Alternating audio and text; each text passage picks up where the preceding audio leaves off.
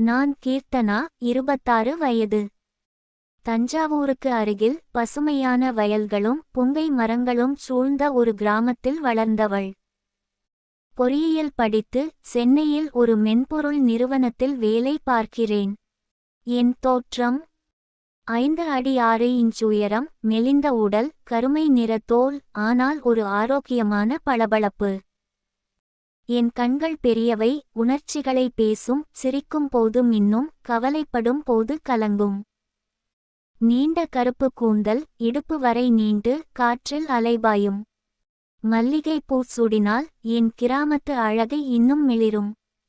என் புன்னகை, வெள்ளை பற்கள், சிவந்த உதடுகள், கன்னங்களில் சிறு குழிகள், அது மற்றவர்களையும் சிரிக்க வைக்கும். சென்னையில் நவீன உடைகள் அணிந்தாலும் ஊருக்கு வந்தால் பருத்தி சேலையும் சல்வாரும் என் அடையாளம். ஆனால் இந்த அழகு, இந்த உற்சாகம் ஒரு தவறால் உடைந்து என் இதயத்தை கனமாக்கியது. இது என் கதை, என் தாத்தாவுடனான பாசம், எங்கள் தவறு, அதன் வலி, மன்னிப்புக்கான நம்பிக்கை. என் தாத்தா கண்ணையா, 70 வயது. முதுமையிலும் கம்பீரமானவர். 5 அடி 10 இன்ச் உயரம், விவசாய வேலையால் உறுதியான உடல்.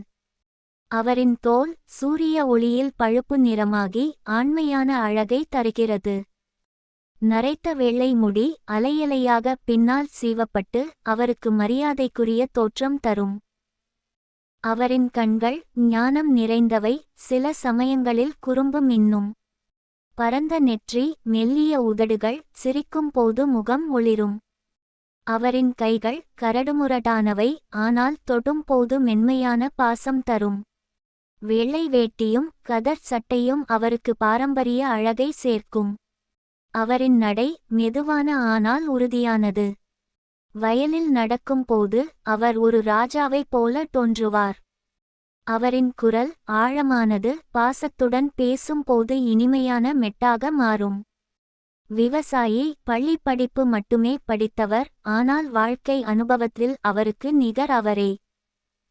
கிராமத்தில் எல்லோரும் அவரை மதிப்பார்கள், அவரின் கதைகளையும் நகைச்சுவையையும் விரும்புவார்கள். நானும் தாத்தாவும் ஆன்மீக பந்தத்தில் இணைந்தவர்கள்.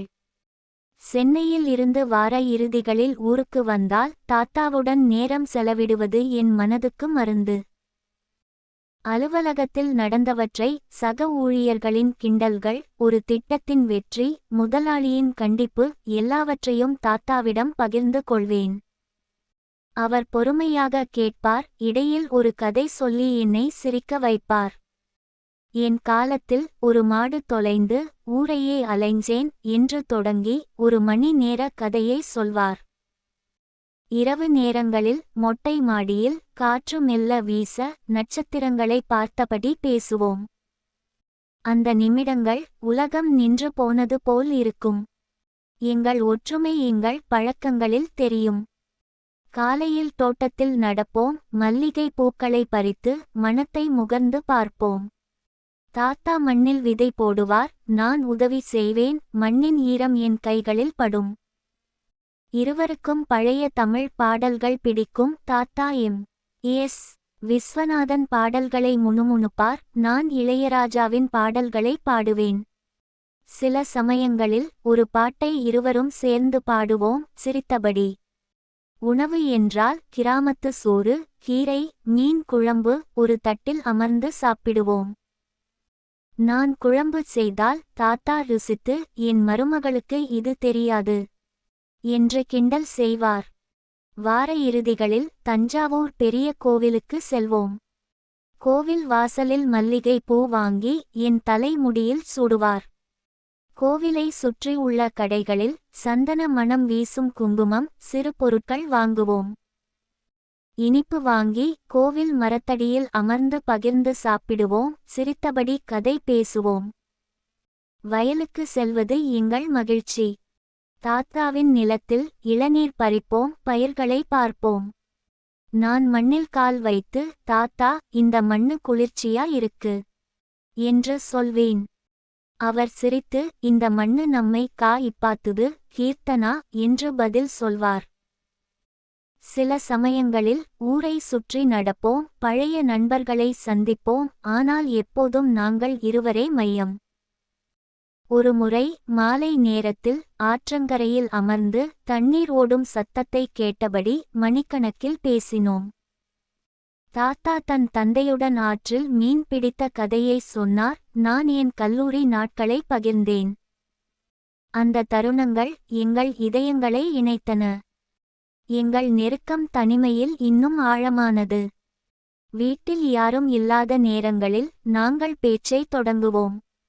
ஒரு வார இறுதி இரவு எல்லோரும் தூங்கிய பிறகு நான் தாத்தாவின் அறைக்கு சென்றேன். அவர் என்னை பார்த்து, "வா கீர்த்தனா, என்ன புது கதை இன்னைக்கு?" என்று கேட்டார் குறும்பு புன்னகையுடன். நாங்கள் அமர்ந்து என் அலுவலக வாழ்க்கையை பற்றி பேசினோம். ஒரு திட்டத்தின் அழுத்தம், சக ஊழியரின் நகைச்சுவை. தாத்தா தன் இளமை கால கதைகளை சொன்னார். ஒரு கோவில் திருவிழாவில் எப்படி நடனமாடினார், ஊரையே கலக்கியது. பேச்சு நீண்டு உணர்ச்சிகள் ஆழமாகின. "நீ இல்லேன்னா இந்த வீடு வெறிச்சோடி இருக்கும்" என்று அவர் சொன்னார். கண்களில் பாசம் தெரிந்தது. மற்றொரு முறை வயலில் சூரியன் மறையும் நேரம். ஒரு மரத்தடியில் அமர்ந்து பேசினோம். காற்று மெல்ல வீச தாத்தா என் கையை பிடித்து, "நீ எனக்கு எல்லாமே கீர்த்தனா" என்றார். அந்த வார்த்தைகள் என் இதயத்தை உருக்கின. நான் என் கனவுகளை உலகைச் சுற்ற வேண்டும் என்று பகிர்ந்தேன். அவர் தன் அச்சங்களை, முதுமையில் தனிமையாக இருப்பது பற்றி சொன்னார். அந்த பேச்சுகள் மணிக்கணக்கில் நீடிக்கும். ஒரு பகல் நேரம் வீட்டில் யாரும் இல்லாத போது சமையலறையில் காபி குடித்தபடி பேசினோம். "உனக்கு கல்யாணம் ஆனா என்னை மறந்துட மாட்டே இல்ல?" என்று தாத்தா கேட்டார் குறும்பு புன்னகையுடன். நான் சிரித்து, "நீங்க இருக்கிற வரை நான் எங்கே போகப் போறேன்" என்றேன். கோவிலுக்கு பின்னால் ஒரு அமைதியான இடத்தில் சந்தித்து நான் என் எதிர்காலத்தை பற்றி பேசுவேன், தாத்தா தன் கடந்த காலத்தை. ஒரு முறை இரவு முழுவதும் மொட்டை மாடியில் பேசினோம். நிலவு எங்களை பார்த்து சிரிப்பது போல் இருந்தது. அந்த தருணங்களில் உலகம் மறந்து நாங்கள் இருவரே இருப்போம். ஆனால் ஒரு நாள் எங்கள் பாசம் எதிர்பாராத பாதைக்கு திரும்பியது. அது ஒரு விடுமுறை நாள். நானும் தாத்தாவும் வயலுக்கு இளநீர் பறிக்க சென்றோம். இளநீர் குடித்துவிட்டு ஒரு மரத்தடியில் அமர்ந்து பேசினோம். பேச்சு ஆழமாக, உணர்ச்சிகள் தீவிரமாகின. ஒரு கணத்தில் எங்கள் இதயங்கள் கட்டுப்பாட்டை இழந்தன. நாங்கள் ஒரு தகாத உறவில் ஈடுபட்டோம். அந்த நொடியில் என் மனம் கூசியது. "இது தவறு" என்று ஒரு குரல் கத்தியது. ஆனால் உணர்ச்சிகளின் வேகத்தில் என் இதயம் மயங்கியது. அன்று மதியம் பல மணி நேரம் நாங்கள் அந்த உறவில் தொடர்ந்து இருந்தோம். சூரியன் மறைந்து காற்று குளிர்ந்தாலும் எங்கள் உணர்ச்சிகள் அடங்கவில்லை. என் இதயம் கனத்தது. ஆனால் அந்த தருணத்தில் நான் என்னை மறந்தேன். அந்த நாளுக்கு பிறகு எங்கள் உறவு மாறிவிட்டது. தவறு என்று தெரிந்தாலும் நாங்கள் மீண்டும் மீண்டும் தனிமையில் சந்தித்தோம். வீட்டில் யாரும் இல்லாத நேரங்களில், வயலில் மறைவான இடங்களில், விடுமுறை நாட்களில், வாய்ப்பு கிடைக்கும் போதெல்லாம் நாங்கள் அந்த தகாத உறவில் ஈடுபட்டோம். ஒரு முறை வீட்டில் இரவு நேரம், மொட்டை மாடியில் நிலவு ஒளிர நாங்கள் உணர்ச்சிகளில் மூழ்கினோம். மற்றொரு முறை வயலில் ஒரு மறைவான மூலையில் பறவைகளின் குரல் மட்டும் கேட்க நாங்கள் எங்கள் எல்லைகளை மீறினோம். ஒவ்வொரு முறையும் என் மனதில் குற்ற உணர்வு உறுத்தியது. தனியாக இருக்கும் போது கண்ணாடியில் என்னை பார்த்து, "கீர்த்தனா, நீ இப்படி ஆகிட்டியா?" என்று கேட்பேன். ஆனால் தாத்தாவுடனான அந்த நெருக்கம், அந்த உணர்ச்சிகள் எங்களை மீறி சென்றன. ஒரு நாள் எங்கள் ரகசியம் வெளியானது. வயலில் நாங்கள் தகாத உறவில் ஈடுபட்டிருந்தபோது என் அம்மா மாலதி 48 வயது மற்றும் என் தங்கை காவ்யா 20 வயது எதிர்பாராத விதமாக வந்துவிட்டார்கள். அம்மா இல்லத்தரசி, அமைதியானவர், குடும்பத்தின் மரியாதையை உயிராக நினைப்பவர். அவரின் மெலிந்த உருவம், அழகான சேலைகள், கண்ணியமான தோற்றம். காவ்யா கல்லூரி மாணவி, உயரமானவள், பளபளப்பான கண்கள், சிரிப்பு நிறைந்தவள். அவர்கள் எங்களை பார்த்தபோது அவர்களின் முகத்தில் தெரிந்த அதிர்ச்சி என் இதயத்தை குத்தியது. அம்மாவின் கண்கள் கோபத்தில் சிவந்தன, ஆனால் அதற்கு மேல் ஒரு ஆழமான வலி. கீர்த்தனா, இது என்ன பைத்தியக்காரத்தனம் என்று கத்தினார். குரல் நடுங்கியது. காவ்யாவின் கண்கள் கலங்கின. அக்கா, நீயா இப்படி என்று பார்த்தாள். நான் தரையை பார்த்தேன், வார்த்தைகள் வரவில்லை. தாத்தா தலை குனிந்து மௌனமாக நின்றார். அந்த கணம் எங்கள் குடும்பம் உடைந்தது. அம்மாவின் மௌனம், காவ்யாவின் தவிர்ப்பு, எல்லாம் என்னை உள்ளுக்குள் குத்தியது. தாத்தா தன்னை தனிமைப்படுத்திக் கொண்டார். நான் சென்னை திரும்பினாலும் என் மனம் ஊரிலேயே இருந்தது. எங்கள் பழைய நாட்கள், மொட்டை மாடி பேச்சுகள், வயல் நடைகள், கோவில் சிரிப்புகள் ஒரு கனவு போல் தோன்றின. குற்ற உணர்வு என்னை தின்றது. நானும் தாத்தாவும் மன்னிப்பு கேட்டோம், ஆனால் வார்த்தைகள் வெறும் எதிரொலி. இது எப்படி நடந்தது கீர்த்தனா என்று அம்மா கேட்டபோது என் கண்ணீர் நிற்கவில்லை. காவ்யா என்னை பார்க்க மறுத்தாள். இப்போது நான் தனிமையில் இருக்கிறேன்.